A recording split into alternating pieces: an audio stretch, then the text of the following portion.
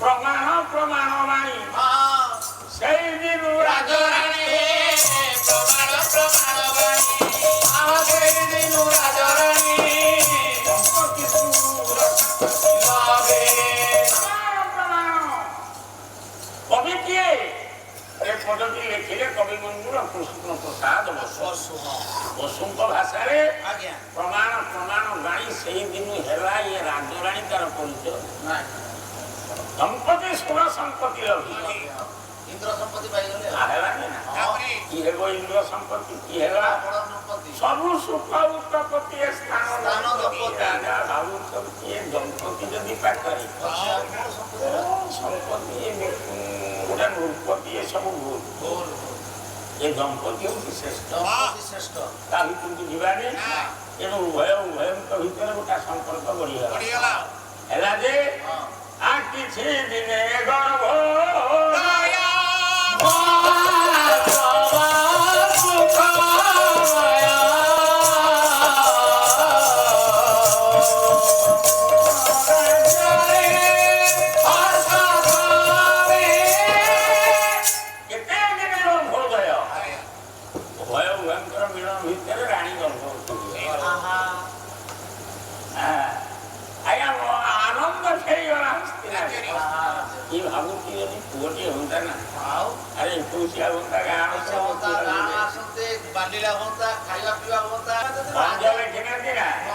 বন্দী কেরল ইত্যাদি ভিক্ষু মেল এ ভাবি মাগি নজানিবাজে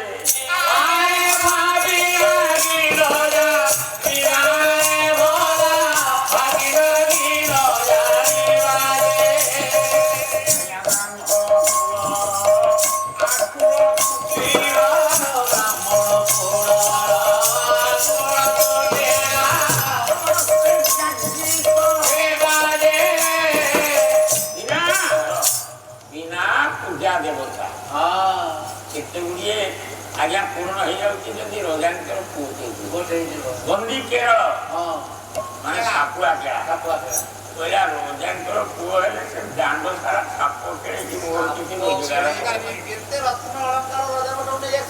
ଭିକାରୀ ସେ କହିଲେ ରାଜାଙ୍କ ଦ୍ୱାରସ୍ଥ ହେଲେ ପୁଅଟେ ହେଇଥିଲେ ଆନନ୍ଦ ହେଇକି ଆମକୁ କିଛି ଅଧିକା ଦେବେ ବ୍ରାହ୍ମଣ କୁଳର ଆକୁଳ ତୁଟିଲା ବ୍ରାହ୍ମଣ କହିଲେ ରାଜାଙ୍କର ପୁଅ ହେଲେ ଆରେ କେତେ କଣ ଦାନ ଯୌତୁକ ମିଳିବ ଆଉ ବିନା ପୂଜା ଦେବତା ମନ୍ଦିର ଥିଲା ଦେବତା ଥିଲେ କିନ୍ତୁ ପୂଜା କରୁନଥିଲେ ସବୁ ମନ୍ଦିର ଭିତରେ ଦେବତା ଭାବିଲେ ପୁଅଟିଏ ହେଲା ମାନେ ଆମେ ସର୍ବେ ହୋଇବା ଉଚିତ হবে না ଏହି କାଳେ ସମୟ ହେଇଗଲା ଏ ନବଜାତ ଶେଷ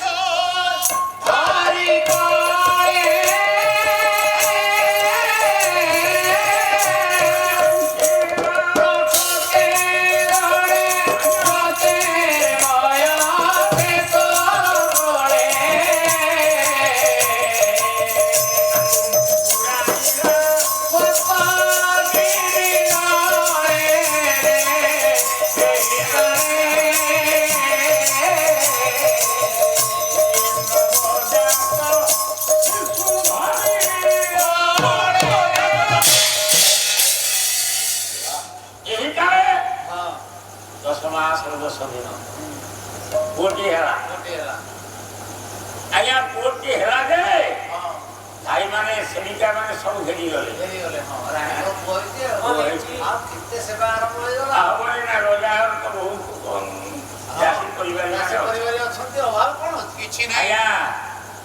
ଜନ୍ମ ହେବା ଚାଷୀଙ୍କ କୋଳରୁ ଚାଷୀ ମାନେ ନେଇ ସ୍ନାନ ଶୌଚ କରି ନାଭି କାଟି ଦେଲେ କିନ୍ତୁ ଏ ମାଟା ଚେତା ପାଇଲା ଅନେଇଲା ଇଏ ଦାସୀ ଗୁଡା କଣ ମୋ ପୁଅକୁ ନେଇ ଖେଳିଲେ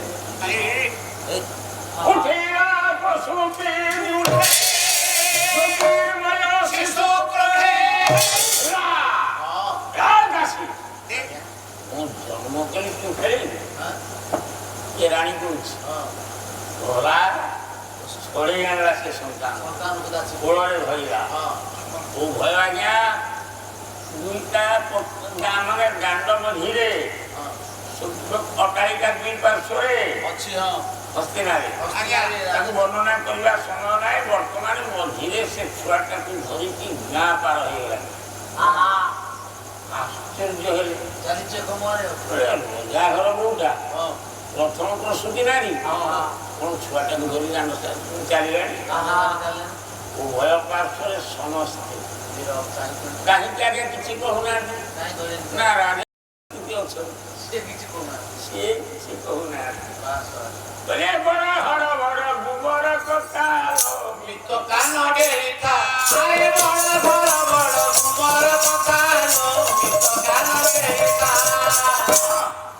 ତ ବଡ ଘର କଥା ଭିତରେ କଣ ହଉଛି କେହି ଜାଣିପାରୁନାହାନ୍ତି। ରାଣୀ କଣ ଜନ୍ମ କଲା ଛୁଆକୁ ଧରି ଚାଲିଲେ? ଆଚ୍ଛା ହେଲା ଦେଖିଲା ଆଗକୁ କଣ କରୁଛି? ଆଜ୍ଞା ବହି ଯାଉଛି ହସ୍ତିନାର ନଗର ଶେଷରେ ନଦୀ ବହିଯାଉଛି ନା ଏଇ ନଦୀ କୂଳରେ ଛିଡା କିଏ ନାରୀ ଆଉ ଯଦି କଲାନି ସେ ମୁଖରେ କହଲା ତୁ ମନ ଦେଲା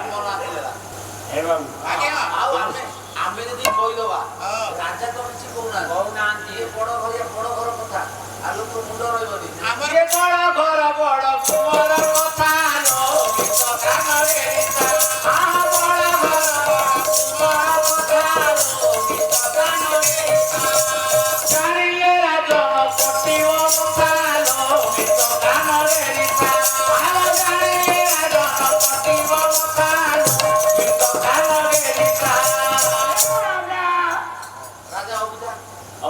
ଯଦି ଆମେ କିଛି କହିଦବା ଯଦି ଆମ ପାଟିରୁ କିଛି ସ୍ଲିପ୍ କରିଗଲା ସାଙ୍ଗେ ସାଙ୍ଗେ ତରୁଆଲେ କାଟିଦେବୁ। ଆରେ ରାଜା କହୁନାହାନ୍ତି ଆମେ କାହିଁ କହିବା ନାଇଁ ଆମେ କିଛି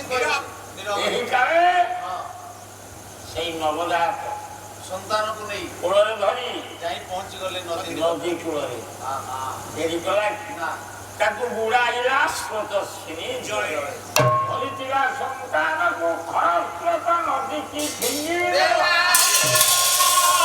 ପ୍ରଥମ ସନ୍ତାନକୁ ମା ଜନ୍ମ ଦେଇକି ନଦୀ ଗର୍ଭକୁ ଫିଙ୍ଗିଦେଲା। କହୁନାହାନ୍ତି ରାଜା ସମସ୍ତେ ଖାଲି କଣ ରାଜା ଏ ଚକିତ ଜଗତ ଜନ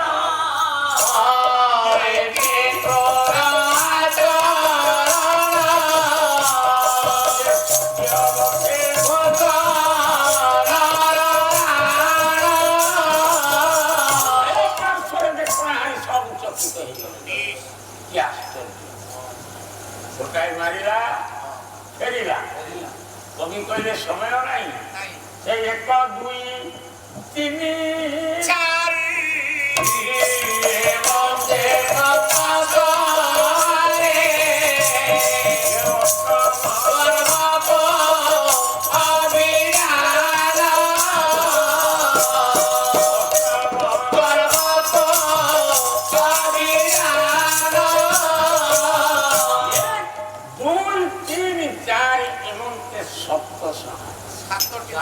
ସାତୋଟି ଗର୍ଭର ସନ୍ତାନକୁ ସବୁ ସେ ନଦୀକୁ ଫିଙ୍ଗିଦେଲା।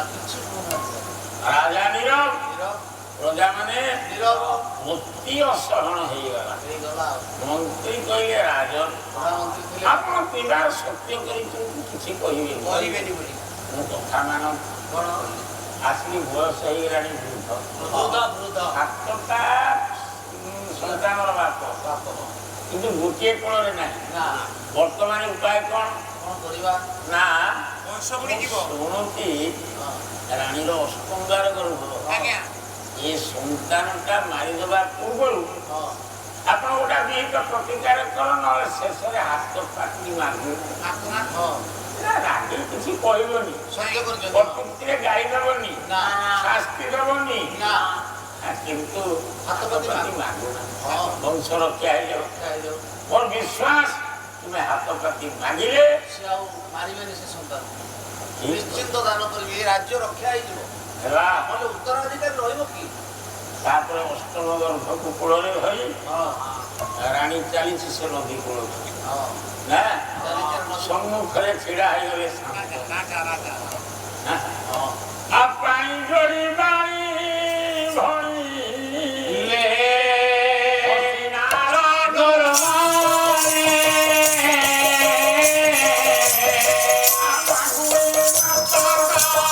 Oh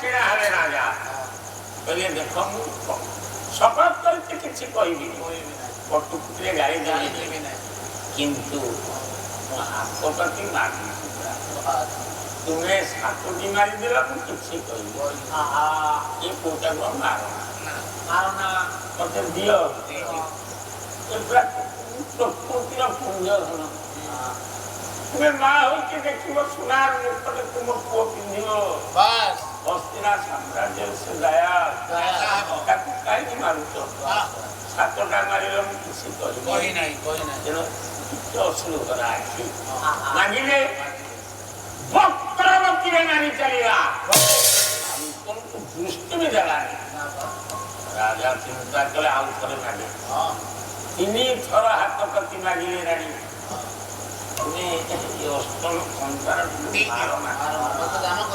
দান କରିଦିଅ ଆଜ୍ଞା ରାଜାଙ୍କ କଥାର ଉତ୍ତର ନଦେଇ ପୁଣି ବକ୍ର କରି ଚାଲିଲା ପୁଣି ବକ୍ର କରିକି ଚାଲିଲା ସହିପାରିଲେନି ଥର ସତ୍ୟ କରିଥିଲି ଚନ୍ଦ୍ର ସୂର୍ଯ୍ୟଙ୍କୁ ଚାହିଁ ବାସ୍ ତେଣୁ 3 ଥର ସତ୍ୟ କରିଥିଲି 3 ଥର ହାତ ପାତି ମାଗିଲି ଯେତେବେଳେ ନ ଶୁଣିଲା ୟାକୁ ପ୍ରତିକାର କରିବାକୁ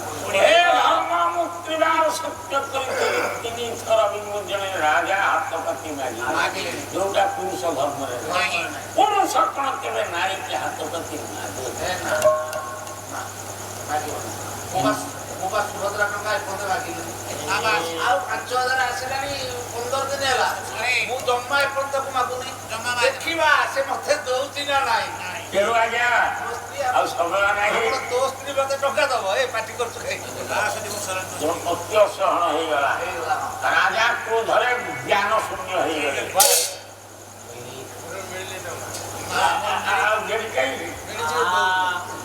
ଆଉ ଜନନୀ ରୂପା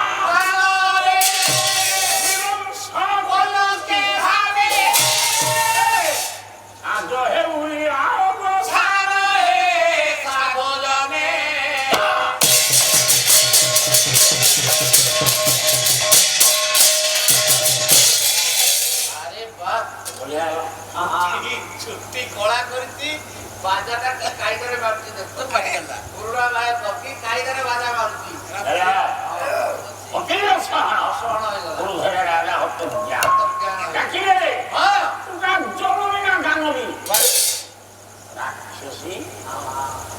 ଆସିଥିଲି ମୋ ବଂଶ ବୁଳିବା ପାଇଁ ଆସିଥିଲି ଧରି ଯେତେବେଳେ ରାଣୀ ସମ୍ମୁଖରେ ଶାନ୍ତନୁ ଛିଡ଼ା ହେଲେ କହିଲେ ଆଗକୁ ଗୋଟିଏ ପାଦ ପକେଇବା ମାନେ ଚୁମ୍ବନ କରିବ କାଟିଦେବି ମୁଣ୍ଡ ଆଉ ଗୋଟାଏ ପାଦ ଆଗକୁ ପକାନ୍ତି ଦେଖାଇବା ସିଏ ଆଉ କଣ ଗଲା କି ନା ଆଉ ରାଜାଙ୍କର ଆଖିରେ ଆଖି ମିଳେଇଦେଲା ମୁଖକୁ ଚାହିଁଲା ରାଜା ଆଜି ମୋ ସମ୍ମୁଖରେ ତରୁଆଲ ଧରିଛ ପରିବାର ସତ୍ୟ କରିଥିଲ ସତ୍ୟ ଭଗ୍ନ ହେଇଗଲା ଧୈର୍ଯ୍ୟ ତୁମର ନାହିଁ ମାତ୍ର 7ଟା ପୁଅ ମାରିଦେଲି ଏଇ ଯୋଉ ପୁଅଟା ମୋ କୋଳରେ ଆଉ ମାରିବିନି ମାରିବିନି କିନ୍ତୁ ଆଜି ନୁହେଁ ସମୟକୁ ଅପେକ୍ଷା କର ଦେବୀ ଯେ ବର୍ତ୍ତମାନ 5 ବର୍ଷ ପର୍ଯ୍ୟନ୍ତ ମା ପାଖରେ ଲାଳୟତୀ ପଞ୍ଚବର୍ଷାଣୀ ମା କର୍ତ୍ତବ୍ୟ ମା କ୍ଷୀର ଦେବ ତାକୁ ପାଇବ ଆଉ ଟିକେ ବଡ ହେଇଗଲି 5 ବର୍ଷ ପରେ ମୁଁ ଆଣିକି ଦେବି ଏତିକି କହି ଆଜ୍ଞା ଗଲାବେଳେ କହିଲେ ଏ ଦିନକେ ଲୁଚିଲେ ଘରଣୀ ଆଜ୍ଞା ବିଜୁଳି ପଳକେ ଲୁଚିରେ ଦିନକେ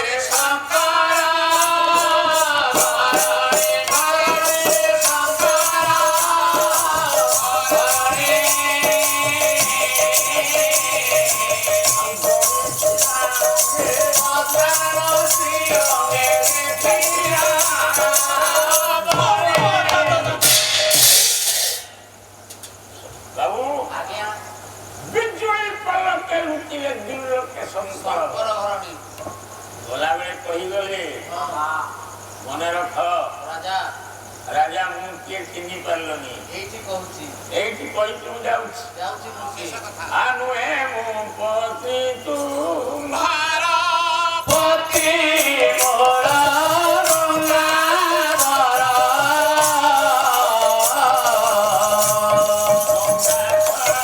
ରାଜା ଏତେ ମାର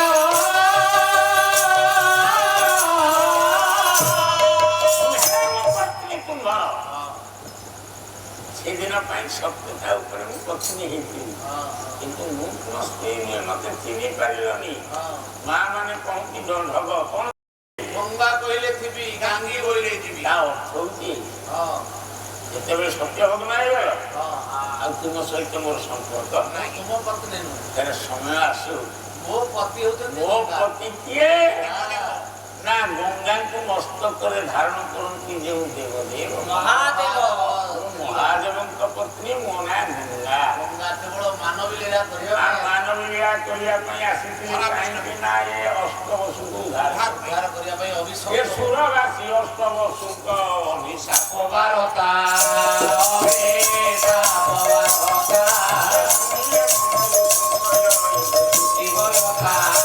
ତେଣୁ ସାତଟି ଆଜ୍ଞା ମୁକ୍ତି ପାଇଗଲେ ଗଙ୍ଗା ଗର୍ଭରେ ଜନ୍ମ ହୋଇ ଅଷ୍ଟବସୁ ସ୍ୱର୍ଗ ଗଲେ କେଉଁ ପୁଅଟି ମୋର ରହିଲା ତାର ଆଜ୍ଞା ମୁକ୍ତି ନାହିଁ ସମୟକୁ ଅପେକ୍ଷା କରେ ଆଜ୍ଞା 5 ବର୍ଷର ହେଇଗଲା ପୁଅ 5 ବର୍ଷ ହେଇଯାଇଛି ରେ ବାବୁ ଅଲିଅର ଆଜ୍ଞା ଇଏ ହିତର ବାବୁ ଜୁହାର ବାବୁ ଜୁହାର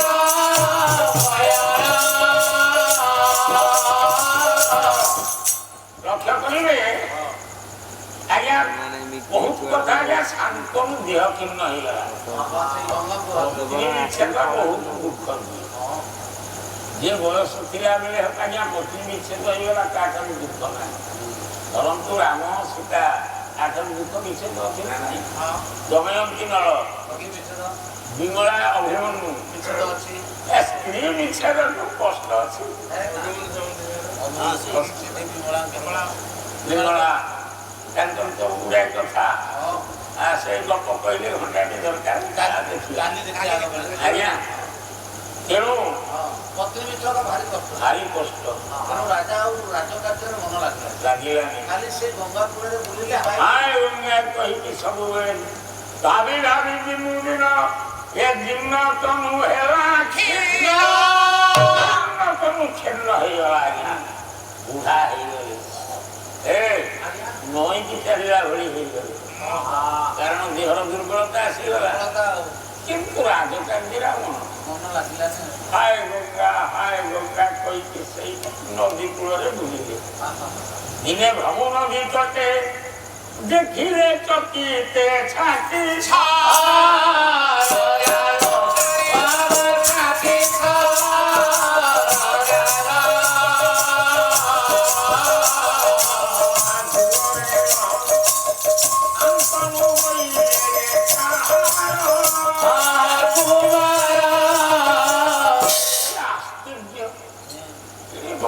ପିଲା ଗୋଟା ଡଙ୍ଗା ମଙ୍ଗରେ ବସିକି ସରାଚ୍ଛନ୍ନ କରୁଛି ପୃଥିବୀକି ସରରେ ଆଚ୍ଛନ୍ନ କରିଦଉଛି ପିଲା ସେ କିଏ ରାଜା ଭାବୁছে ସେ ଡଙ୍ଗାଟି ଲାଗିଗଲା ଆଉ ପିଲାଟି କି ଗଙ୍ଗା କହିଲେ ଆରେ ପୁଅ କଥା ଦେଇଥିଲି ତୋ ବାପାଙ୍କୁ କହିଦେବା रे बाबू बलियर ये तो पियर ये जो बुद्धा बोलुचंती नदी कूଳରେ ଏହି ତୁମର ପ୍ରିୟ ଜୁହାର ମୟର ଯା ତାକୁ ତଳେ ପଡ଼ प्रणाम करो ଆଉ ଗଲାବେଳେ ରାଜା ଶାନ୍ତନୁ ତୁମେ ପୁଅ ପାଇଲ ନାଁଟା ଦେଉନା ନାଁ ତ 21 ଦିନ ଦିଆଯାଏ ତ 5 ବର୍ଷର ହେଇଗଲାଣି ଆଜି ଠାରୁ ନାମଟି ରହିଲା ଦେବବ୍ରତ ତେଣୁ ମୁଁ ମା ହୋଇ ପୁଅର ନାଁ ଦେଇଗଲି ଆ ନାଁ ଦେବବ୍ରତ ତେଣୁ ପଣ୍ଡିତେ ଯୋଉ ପୁଅଟି ରହିଲା ତାର ପ୍ରଥମ ନାଁ ଦ୍ୱିତୀୟ ନାଁ ହବ ସତ୍ୟବ୍ରତ ତୃତୀୟ ନାମ ହବ କଣ ଭୀଷ୍ମ ଆପଣଙ୍କର ଭୀଷ୍ମଙ୍କର ତିନିଟା ନା। ପ୍ରଥମ ନାଁ ହେଲା ଦେବବ୍ରତ। ଦେବତାଙ୍କ ପ୍ରତି ସେ ଆକୃଷ୍ଟ ଥିଲେ। ତାପରେ ହେଇଗଲା ସତ୍ୟବ୍ରତ।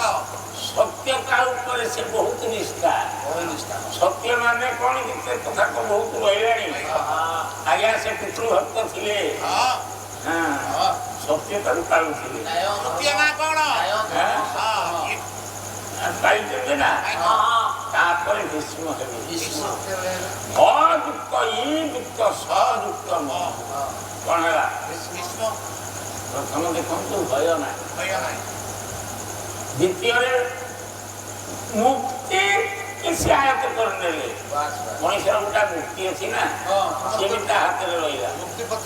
ଭୟଟା ବି ସେଇ ପିଲାଟି ହାତରେ ରହିଲା।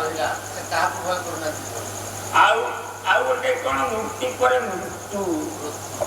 ତେଣୁ ଭୟ, ମୁକ୍ତି ଆଉ ମୃତ୍ୟୁ ଏ ତିନିଟାକୁ ସେ ପିଲା ଆୟତକୁ ନେଇଗଲା। ଗଙ୍ଗାଙ୍କର ଆସିଲା।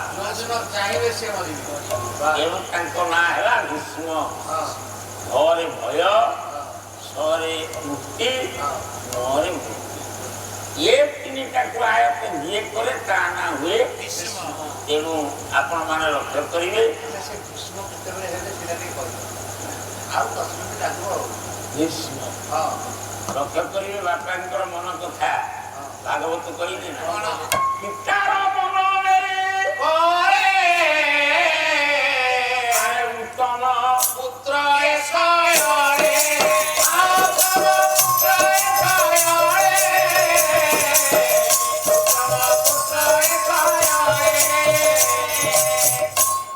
ଟିକେ ବଡ ହେଇଗଲା 10 ବର୍ଷର। ସବୁବେଳେ ଦେଖୁଛନ୍ତି ବାପାଙ୍କର ଗୋଟା ଧନ କଣ ସବୁବେଳେ। ପିଲା ହେଇଥିଲା ଜାଣିପାରୁନଥିଲା। ମନ୍ତ୍ରୀ କି ପଚାରିଲା ଯେ ଦେବବ୍ରତ ବାପା କାହିଁ ଏମିତି ସବୁବେଳେ ଭାବୁଛନ୍ତି, କଣ ପାଗଳ ଭଳିଆ ବୁଲୁଛନ୍ତି, ଘଟଣା କଣ? ସେ କହିଲେ କଥାଟା ଏତିକି, ତୋ ମା ଚାଲିଗଲା ଦିନ ଠାରୁ ତୋ ବାପର ପରିସ୍ଥିତି ଅବସ୍ଥା ମୋ ମା କାହାକୁ ଫେରିବେନି। ମୋ ବାପା କଣ ବଦଳେଇବେନି କି ମୋ ବାପା କଣ ମୃତ୍ୟୁବରଣ କରିବେ? କିନ୍ତୁ ତାଙ୍କର ମନ କଥାଟା କଣ ସେ ବୁଝିପାରିଲା। ତା ଅର୍ଥ ଆଉ ଗୋଟେ ନୂଆ ମା ଆଣିକି ଦେଇଦେଲେ। ବାପାଙ୍କର ମନ ବଦଳିଯିବ।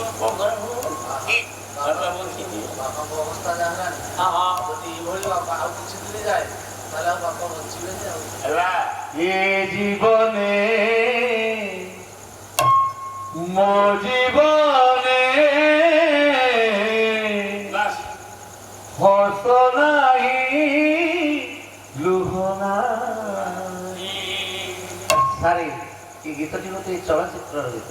ହେଲା এই যে অবস্থা বর্তমানে শান্তনুকর হয়েছে, শান্তনু মনে মনে ভাবছেন ଭାବୁଛନ୍ତି এরু বঞ্চিবার মানে নাই, মানে নাই। গৌরী ভাই পত্নী বিচ্ছেদ শান্তনু রাজা গঙ্গার কূଳରେ ବୁଲୁଛନ୍ତି। ପୁଅ ପାଇଲେ ସତ, କିନ୍ତୁ ରାଣୀ କେତେ ଝୁରୁଛନ୍ତି। ପତି ପତ୍ନୀର କେତେ ଭଲ ପାଇବା। এই পদটি ସେଥିପାଇଁ ମୁଁ ଗାଇଛି।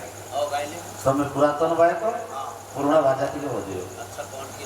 ଆମେ ତ ମେଲୋଡି ବାଲା ନୁହନ୍ତି, ଆମ ପାଖରେ ମନା କିଛି ନାହିଁ। ଏଇ ମୃଦଙ୍ଗ ବାଜିବ, ଏଇ ରାମତାଳି, ମୋ ଭାଇମାନେ ଏତିକି ପାଳି କରିବେ, ଆମେ ଏତିକି ଆପଣଙ୍କୁ ସନ୍ତୁଷ୍ଟ ଦେଇପାରିବୁ। ତଥାପି ଚ୍ୟାନେଲ ମାଧ୍ୟମରେ ଶହ ଶହ ଜନତା ଦେଖିବେ, ଯେତିକି ଆଶୀର୍ବାଦ ଦେଇଛନ୍ତି, ଦଉଛନ୍ତି, ଦେବେ ମଧ୍ୟ ଆଗକୁ ନିଶ୍ଚିତ। ତେଣୁ ଆପଣମାନେ ଶୁଣନ୍ତୁ ପ୍ରାଚୀନ ଗୀତ ପଦ୍ଧତି। ଇଏ ଜୀବନେ ମୋ ଜୀବନେ ହସ ନାହିଁ ଲୁହ ନାହିଁ। ଏ ଜୀବନେ ମୋ ଜୀବନେ ହସ ନାହିଁ ଲୁହ ନାହିଁ। এরু বঞ্চিবার মানে নাই, মানে নাই। এ জীবনে মো জীবন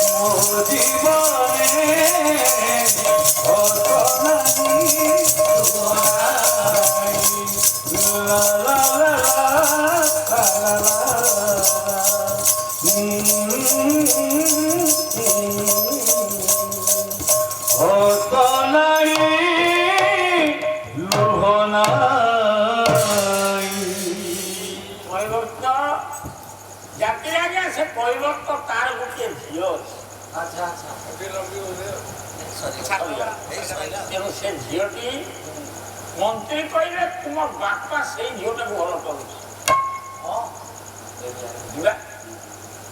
যাই দাস করা যায় ঘরে মন্ত্রী হলে কে দেব তোমার গোটে ঝিও ଅଛି ମୋ ବାପାକୁ ବିବାହ ହୁଏ ଆଜ୍ଞା କହିବର ତ ବୁଢା ମୁଣ୍ଡ ଖରାପ କହିଲା ପାଣି ଯାତ ଶୁଏ ନନ୍ଦନ କାନନେ ନ ଶୋଇ ସମସାନେ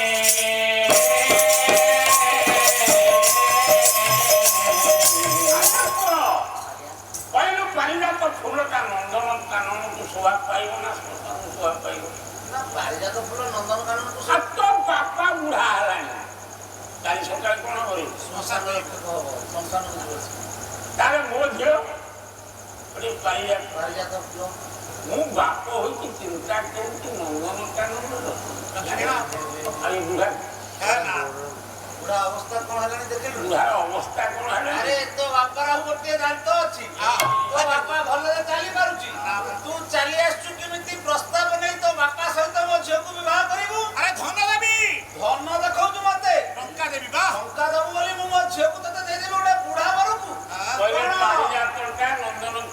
ସଭା ପାଇବ କୃଷ୍ଣ ସାଙ୍କୁ ଯିବ ନାହିଁ। ଯିବ ନାହିଁ। ତୁ କଣ ଭାବିଛୁ 3,500 ଭତ୍ତା କରିଦବ ବୋଲି ସରକାର?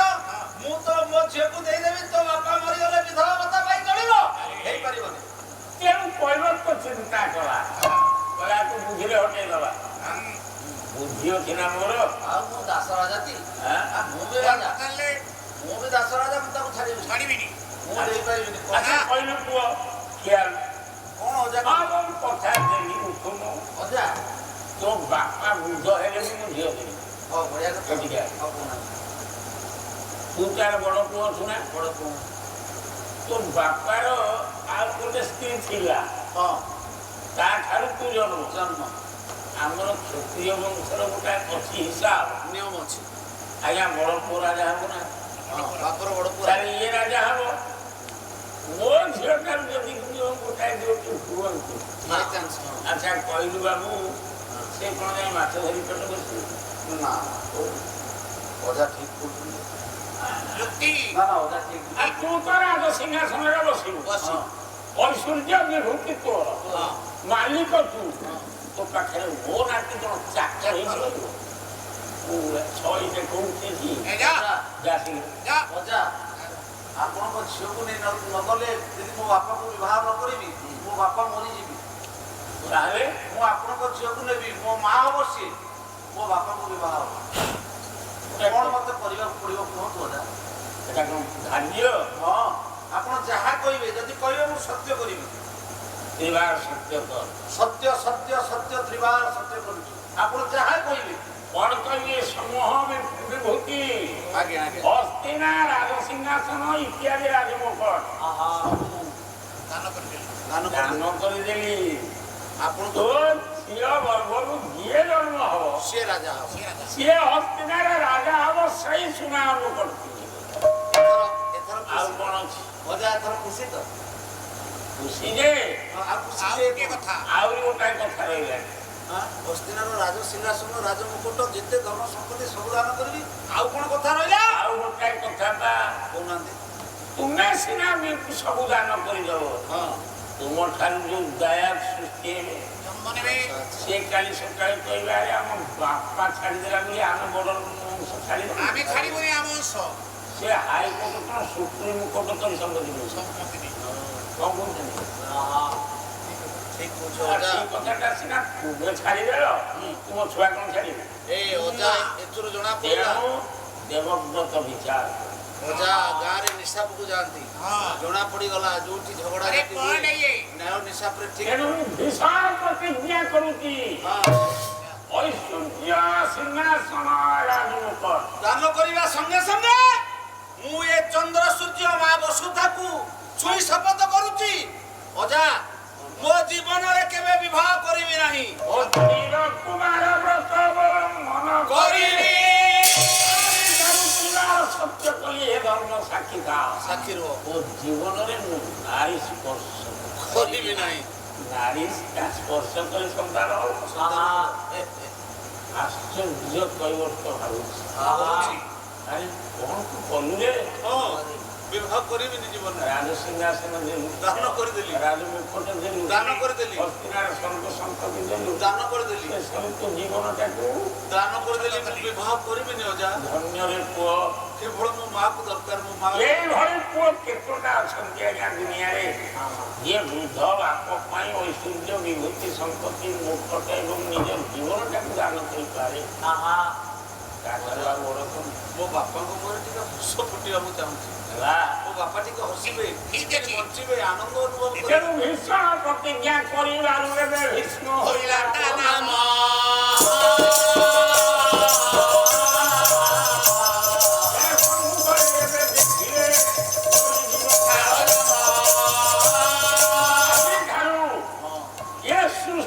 ସମସ୍ତେ ସାକ୍ଷୀ ଖାଅ ମୁଁ କନ୍ୟା ଦାନ କରିବି, କିନ୍ତୁ ମୋ ନାଁ ଗୋଟେ ନୂଆ ନାଁ ଆପଣ ଦେବେ। ତୁମ ନାଁ ହେଲା ଭୀଷ୍ମ। ଭୀଷ୍ମ ପ୍ରତିଜ୍ଞା କଲୁ, ଯେଉଁ ପ୍ରତିଜ୍ଞାଟା ମଣିଷ ଜୀବନରେ କରେ ନା ଆଜି କରିଛୁ ମହାଭାରତର ଆଦର୍ଶକୁ। ତେଣୁ ତୁ ହେଲୁ ଉତ୍ତମ, ତେଣୁ ଉତ୍ତମ ପୁତ୍ର ହେଉଛନ୍ତି ଆମର ଦେବ।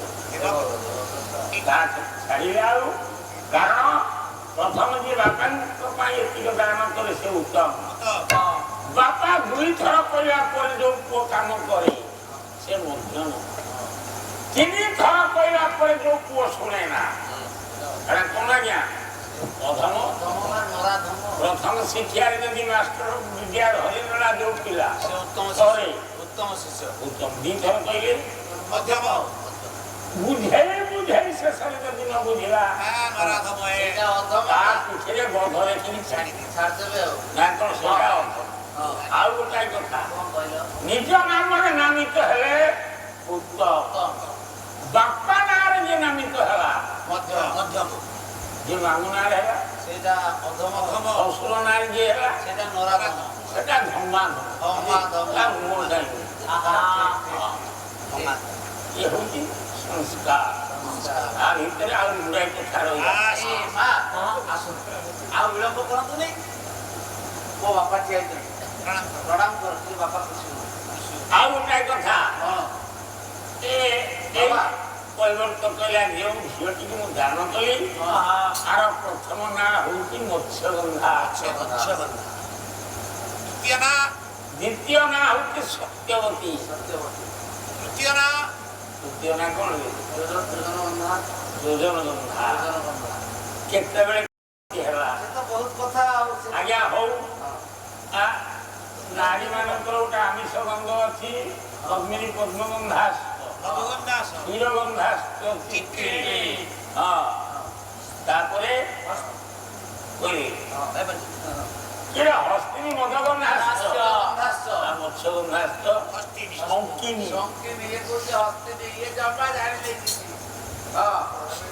ତେଣୁ 4 ଜାତି ସ୍ତ୍ରୀ 4 ଜାତି ପୁରୁଷ।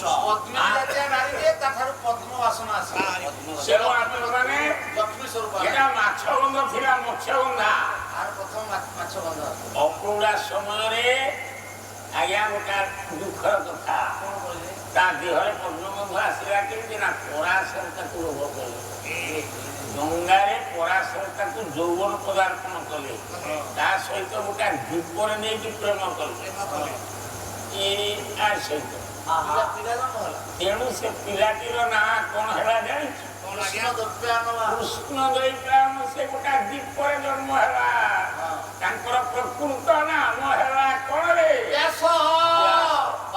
ନମସ୍ତୁତେ ବ୍ୟାସ ବିଶାଳ ବୁଦ୍ଧି। ତେଣୁ ମହାନ ଝିଅ କାନ୍ଦିଲା କହିଲା ମୁଁ ଛୋଟ ପିଲା ଆପଣ ବାବାଜୀ ଯିବା। ତେଣୁ ଯାହା ହେଉ ଆପଣଙ୍କର ପ୍ରଥମ ନାଁ ଥିଲା ମତ୍ସ୍ୟଗନ୍ଧା। ପରାଶର ତାକୁ ପଦ୍ମିନୀ ଜାତୀୟ ସ୍ତ୍ରୀ କଲେ। ନେଇ ଦୀପରେ ଲୋକେ ସନ୍ତାନ ତିଆରି କଲେ। ତାପରେ ତା ଦେହକୁ ବାହାରିଲା ପଦ୍ମଗନ୍ଧା। ତା ନାଁ ହେଲା ପଦ୍ମଗନ୍ଧା। ତାରି ନାଁ ସତ୍ୟବତୀ। ଅସତୀ ହେଇଯିବ ଲୋକ କହିବ ଅସତୀ ବୋଲି ତା ନାଁ ସତ୍ୟବତୀ ହେଲା। 3ଟି ନାମ ଆପଣ ପାଇଲା ମତ୍ସ୍ୟଗନ୍ଧା। ହଉ ପଣ୍ଡିତ ମଣ୍ଡଳୀ ହେନ